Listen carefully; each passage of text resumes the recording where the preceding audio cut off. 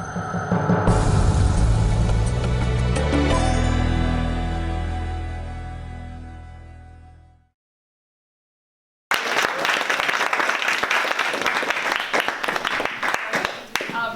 my name is Acree, and this year for my senior thesis, I wrote a business plan for a horse breeding and boarding farm. So I'm going to start off by stating my thesis. This was in my paper. My paper was about problems with the racehorse breeding industry, and it related to my project in that it was about horse breeding and just the ethics around it and sort of the problems within that industry. So my thesis is: the problem with the racehorse industry is that horses are both bred and raced in excess because people make money off of them. Inevitably, there are unsuccessful horses, which are unwanted, and often suffer mistreatment and abuse while they are being sent to slaughter. And the members and officials involved in the industry often disregard rule violations.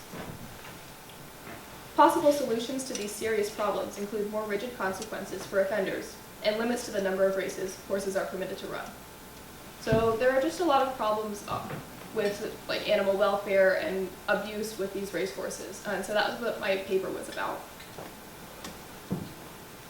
So imagine a horse farm where horses are bred and they're boarded, they're taken care of, where the services are offered to clients, to the owners of the horses, but the animals are still taken care of well, and the animals are happy, they're healthy, and they're not suffering mistreatment or abuse. This farm could offer breeding services in an ethical way, so it wouldn't be breeding too many. They wouldn't be breeding too many horses. It would be breeding horses that would have a purpose for their entire lives, and no harm or mistreatment would come to any of the animals involved, like the horses that are being bred or the resulting animals. So instead of mass producing horses, this farm would responsibly breed a small number of horses and sell it. Like, they would be high quality animals, so they'd be able to be sold for a large amount of money instead of selling more horses for a smaller amount of money. Now imagine that this business is a profitable business. So in order to learn more about this, I interviewed Laura Beckman-Rhodes. She's a professional pony breeder. She's been breeding horses and ponies for a very long time. She actually bred my pony. That's a picture of my pony that she bred and sold. And she also learned from her mom. So she and her mom both had a lot of experience with breeding horses. And I wanted to ask her what I need to look for in any horses that I want to breed. So she told me that you want an attractive horse, you want a horse that looks good and is going to be functional, because if the horse isn't built well, then it could have issues like health problems. It could be lame. It could be unable to perform. So you want to have a horse that structurally is built correctly. So this is just an example of just a conformation shot.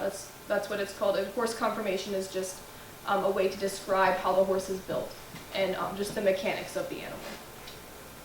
But what Laura also told me is that what you really want to look for in that group of horses that are built well is a horse with a good temperament. So you want to have a horse that has a good attitude, that's willing to work, because that's really what people want in a horse. They don't want a horse that's going to misbehave, because that won't be helpful, that won't be useful to them. And temperament is actually genetic to some extent. So you want to breed horses that have good temperaments, because they'll pass those traits down to their offspring. Yeah, so, and to sell horses for profit, you need to have horses that people want, or else they won't buy them. And that's sort of the basis of a horse breeding farm, or a farm that's going to sell horses. In order to sell them, you have to have horses that people want to buy. So the goal of this business, for which I wrote a business plan, is to offer a select number of services. It offers horse boarding with quality care, so people would want to buy this horse boarding. They want to pay to have the horse at this business because the care is good and they want their horse to be cared for well.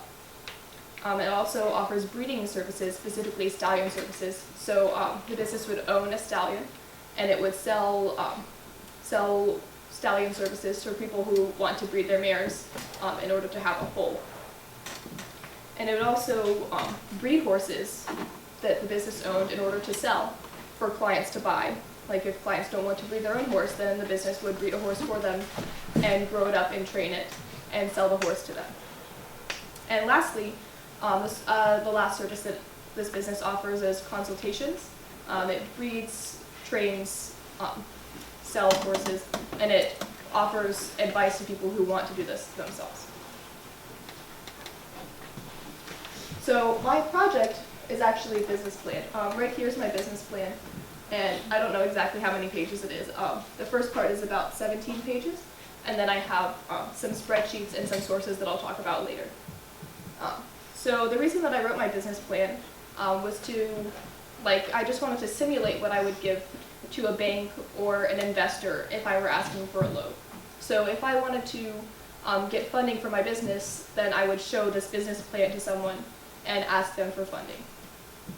So this describes all the different aspects and all the different details of the business. So I spent time compiling just all the information that anyone who wanted to give money to a business would want to look at.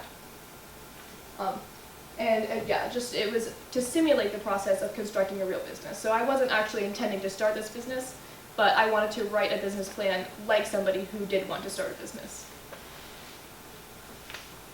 So this is a list of all the sections in my business plan. They're usually 1 to 2 pages. The financing section is a little bit different, but I'll talk about that later.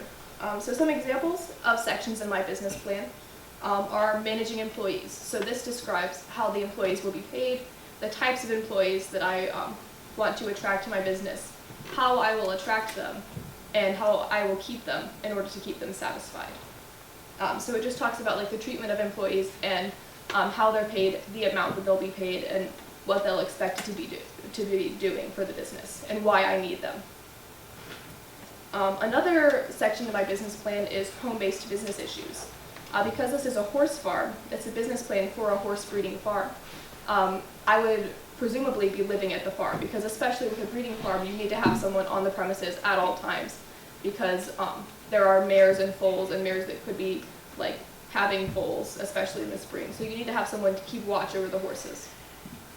So this section, home-based business issues, outlines some of the conflicts that could occur within within the business, because it would be based in my home, or I would be living there. So it just sort of describes my family, how it would affect my family, and how my family would affect the business if I had them living there, if my family were to be employed at the business, and just where I would be living, and just issues like that. The last section that I'm going to describe from here, with the exception of financing, is opening and marketing. That's a really important one, because in order for the business to be successful and in order for it to attract customers, then it really needs, people need to know about it, because if nobody knows about a business, then nobody's going to buy anything. So this section describes what will happen when the business opens and how I will market the business. So specifically in my business plan, I said that I would market over social media, and that I would also have a website for my business that I would create on a website platform. I decided to use Wix.com because it's free, and I have experience using it. And I would also, like I said, use social media like Facebook and Instagram in order to market my business. And I would also go to horse events and talk to people in order to spread the word about my business, and in order to get people to learn about my business. So the most important section in my business plan is the finances. This is sort of the heart of the business, because a business, there are all these extra sections, but really it's about making money. So my finances section is very detailed, it's very complicated, and it's really about how, what I need to spend, what I need to buy, and how I will make money with the business, because that's what it is. If a business isn't successful, then nobody's going to want to invest money. Nobody's going to give you a loan if you're not going to be able to pay the money back. So the business needs to make a profit in order for a business plan to be successful. So my finances were in the form of spreadsheets that I did on Google Sheets. I guess I could have done it on Microsoft Excel. It's a similar platform. And the finances, like I said, are just really important for the success of the business. So my spreadsheets were in the form, they're monthly numbers. So I have all of my numbers. I have my expenditures, and I also have startup costs, which are in the first month. And then I also have my revenue that I make from my different services. So like I said, it was monthly, so I started in January, I think I said, of 2018. And so then in January I had my startup costs, and then I had my expenditures, my regular expenditures, and then I also had my regular revenue that I would be making every month. And at the end of the month, then I added up the totals to see if I made a profit or if I lost money. And so I did 3 different spreadsheets. I did a base case, which is just sort of a normal scenario, like just what I would expect, sort of an average occurrence that would happen. And then I also had a strong case, which is like the best case scenario. So that's numbers that I would have, like if everything went perfectly and if just it was a really successful opening for the business. And then I also had a conservative case, which just described in numbers what would happen if like things went wrong. Like if I didn't make enough profit, if I had like a lot of vet bills, if people didn't come to board their horse in my business, in my farm. So this is an image of one of my spreadsheets, and I know the numbers aren't exactly legible, but this is my base case. You can see at the top right corner it has the title of what sheet it is. And this is about this section right here is about feed. So I have hay, grain, and supplements and salts for the horses. So in the first month I spent about $96 on just hay. And I based that number on hay costs that I found online that I researched in the area, and for the amount of hay that a horse needs to eat per day. So then I had 3 horses, I think, in the first month because nobody was boarding their horse in the first month of from when my business opened, because I just assumed that like in January when my business is opening, nobody would be paying monthly to have their horse boarded there. And then grain, I had about $242, and I based that on the cost of grain in this area, and also about the amount of grain that an average horse needs to eat per day. And then lastly, I had supplements and salts. And as this goes on, it's a little bit different. So like in my services for hay and grain, this service was included in the boarding cost, so I was paying to feed boarders' horses. But later, like the supplements just go up by a little bit because I was paying for salts for my boarders' horses, but I was only paying for supplements for my own horses. So this number eventually, by June, for grain, it's about $825 for the amount of horses that I had. I don't remember the number. But the amount of people boarding their horse ended up, including my horses, I had 3 horses in my business, that ended up being about $800 worth of feed for the year. And then I also have medical costs, so vet bills. I assume like emergency care, I would need about $125 a month. And that, again, that was based on a number that I found through my research. Because horses are pretty sickly animals and they get hurt a lot and they need to be taken care of by a vet. And then at the end, so I had all these different sections, and at the top here I have my revenue. So, and this is my total revenue, this is my total feed cost, my total medical cost, and then it goes on like that for a long time. And at the end I total up all of my numbers for the month, and at the very far right, then I totaled up all of my numbers for the year. So I added up my expenses and revenue. Revenue is the money that I make for the entire year, and then I added it up at the end of all the months, and I decided if my business would make money. My business did not end up making money in any of the cases, but I can talk about that later.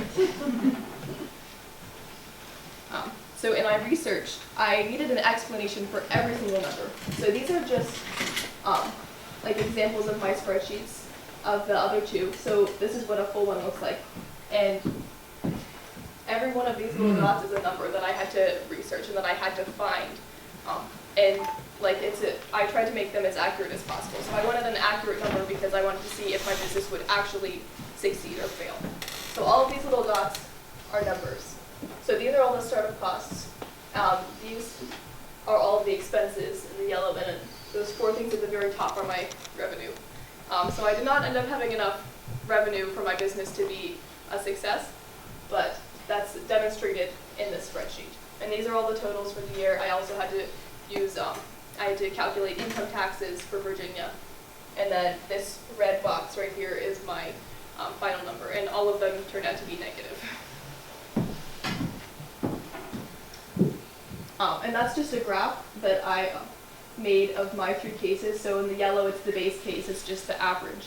In the strong case, you can see it makes a little bit more money, but then it also still loses money. So that big thick line in the middle is 0. So I have negative money after month 5. But and then the green or the red is the conservative case, so that just made a little bit less money. But you can see that they still follow a very similar trend. So when I was researching my numbers, like I said, needed an explanation for every single one. So I spent a lot of time collecting data and looking for accurate numbers, especially for this area, because I was planning on having my farm in this area, so I needed to find like reasonable numbers for around here, like in Albemarle County. And I had to find all sorts of numbers. I had to find, like I said before, costs for feed. I had to find medical costs. I had to find costs, like startup costs for farm supplies. I had to find insurance costs because it's a business and I need business insurance. I need liability insurance. So in order to find that, I had to talk to Ms. Trudell's friend, J.A. Stalford, and he gave me some wonderful business insurance quotes. I had some issues finding quotes for insurance, like any type of insurance, automobile insurance, horse insurance, because I'm underage, and they wouldn't give them to me because I wasn't old enough. So, Mr. Stalford really helped me to get some of those numbers. And then I also, lastly, estimated a lot of my numbers using other farms in this area. So I looked at finances for other farms, for other working businesses in this area to try and estimate some of those numbers as well. So some of the problems with my business, the main problem was that I had really high levels of expenditure. So I spent a lot of money taking care of my horses and buying things for my horses. And then I did not make enough money from my horses in order to sustain that. So my business would not be successful. So if I did end up giving this to a bank, this plan, then they would probably say, no, we're not giving you money because you're not going to pay us back. But, so that was the main issue. And also, I guess part of the reason for that is, in some parts of the year I made enough money. I did make a profit in some months, but then because of the time change, then I ended up not making money. Like an example of this is, horses are only bred for about 5 months out of the year, because you want foals to be born generally. Race horses are a little bit different, but generally for performance horses, you want them to be born in the spring, because that gives you the highest chance of the foal surviving, because the weather is mild, and then they don't have to go through the winter right after they're born. So you give them a little bit of time to grow up before they have to go through the winter. So especially around here, because our winters are cold, then I estimated that I would only be able to breed my stallion for 5 months out of the year, because people wouldn't buy breeding shares for like the other months, because they would want their horse to survive.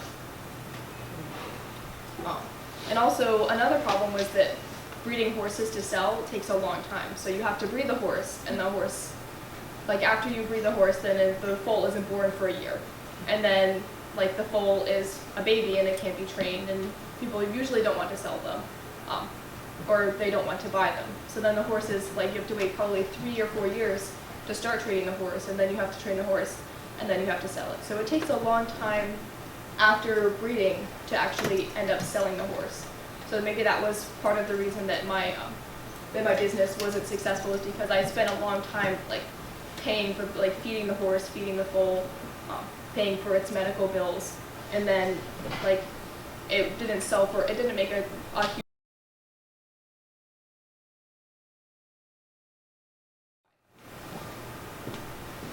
And also, I guess some of my problems that I had were I had a really hard time making the spreadsheets, because it took so much time, and it was so many numbers, and it's actually confusing, because if you make one mistake, then you have to go and change everything back, and it ruins everything, and then you have to go back and redo the whole month and do the whole year again.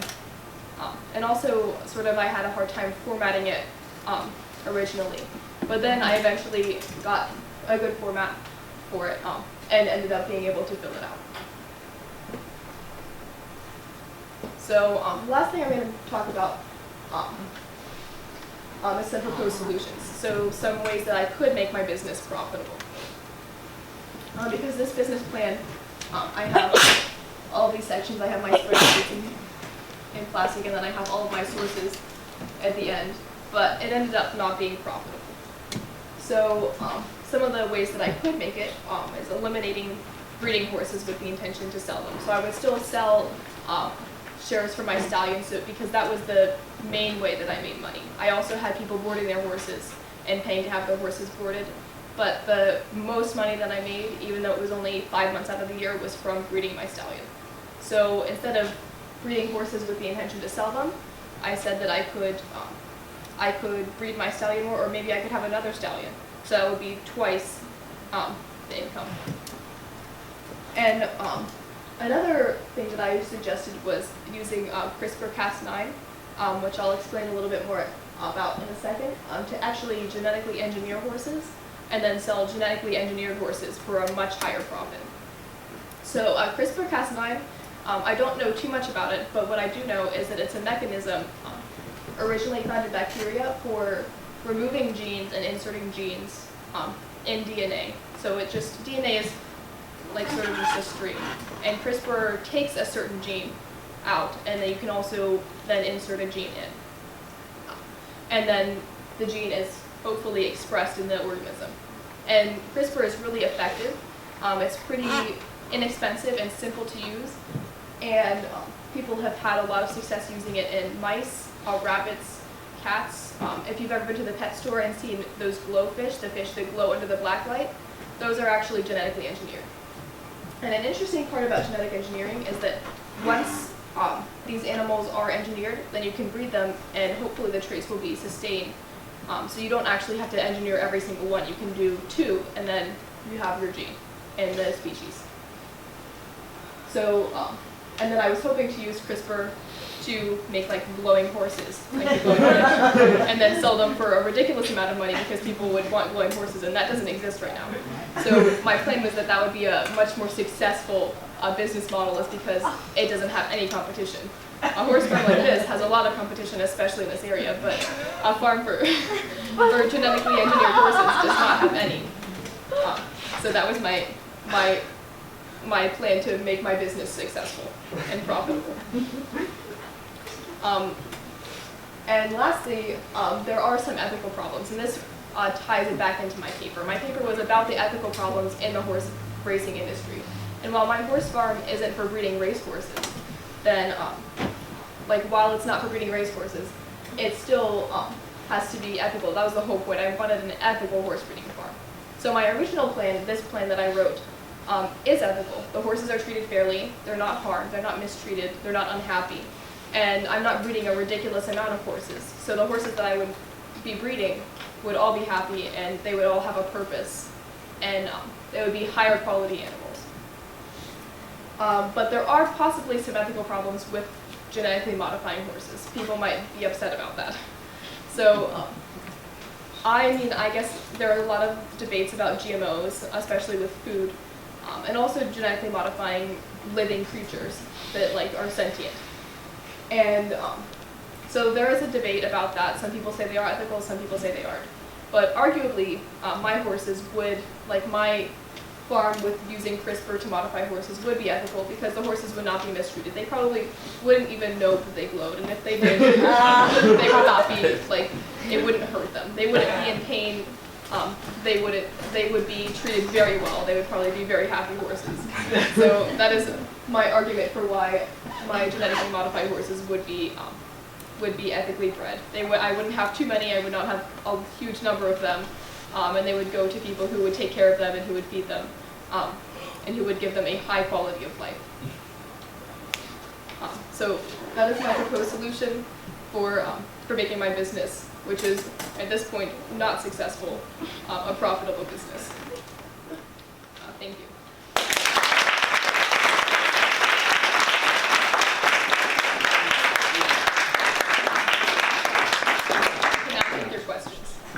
Danya? What's the name of your horse? My horse? Well, my business actually had 3 horses.